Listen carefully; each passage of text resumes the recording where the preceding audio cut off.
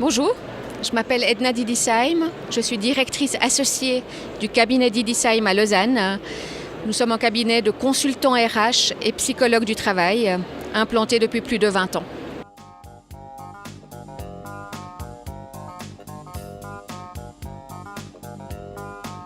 Alors le constat, il est assez alarmant, dans le sens où aujourd'hui, on assiste au fait que les baby boomers, c'est-à-dire ceux qui sont nés après la Deuxième Guerre mondiale, ils arrivent à l'âge de 65 ans, les premiers.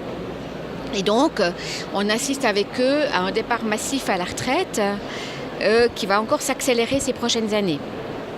En parallèle à ça, il y a un vieillissement de la population. On sait aujourd'hui que les cinquantenaires sont un quart de la population. D'ici le milieu du siècle, ils seront un tiers de la population. Et d'ici 10 ans, je donne juste quelques chiffres pour le contexte, d'ici 10 ans, les 55 ans et plus, ça sera la population qui croît le plus rapidement de toutes les populations. Avec ça, on a une pénurie des talents depuis quelques années dans certains domaines. Donc, ça veut dire qu'avec ce départ massif à la retraite, couplé à la pénurie des talents, les entreprises ont de quoi être inquiètes. Et ça, c'est vrai en Suisse, mais c'est vrai évidemment dans toute l'Europe.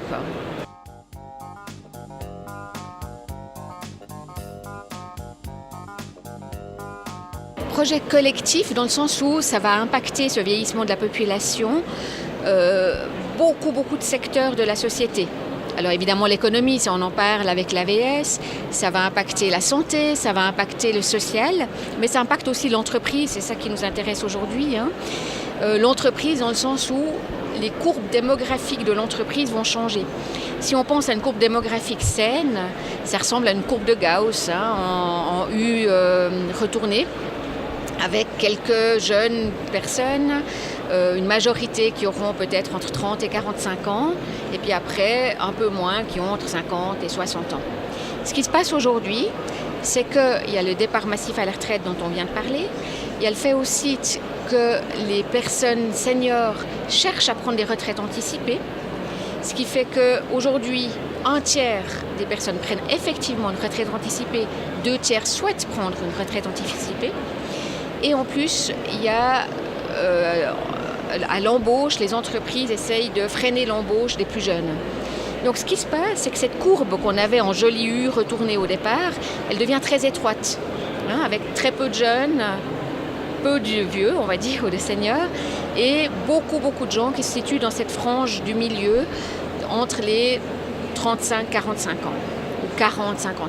Mais qu'est-ce qui se passe? Dans 10 ans, si on regarde cette courbe, elle va migrer vers la droite, si bien qu'on aura beaucoup de seniors et quasiment plus de gens dans l'âge moyen ou dans les jeunes. Et c'est un gros risque pour l'entreprise, c'est la perte des savoirs, la perte de l'histoire, la perte des processus, la perte des compétences. Donc c'est vraiment quelque chose de très important. Et voilà pourquoi c'est un projet collectif pour l'entreprise et pour la société.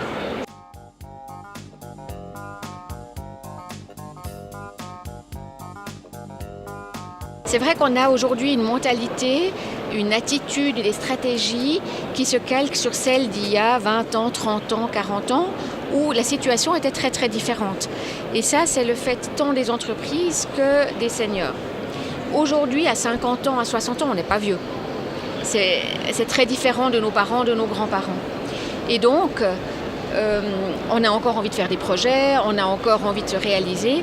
Typiquement, les gens qui prennent la retraite à 60 ans, c'est pas pour rester sur un fauteuil jusqu'à la mort. Elles se disent, enfin, je pourrais faire mes projets, j'ai envie de faire ci, j'ai envie de faire ça. Donc, pour répondre à votre question, que peuvent faire les seniors aujourd'hui? C'est déjà valoriser ses compétences, montrer ce qu'elles peuvent faire, montrer ce qu'elles savent, valoriser leur expertise. C'est surtout aussi rester formés. Ce qu'il ne s'agit surtout pas faire, c'est d'arrêter de se former sous prétexte qu'on arrive à un âge où finalement on est entre guillemets sur le déclin. Mais il faut rester employable et puis vraiment faire en sorte de ne pas avoir de l'obsolescence des compétences.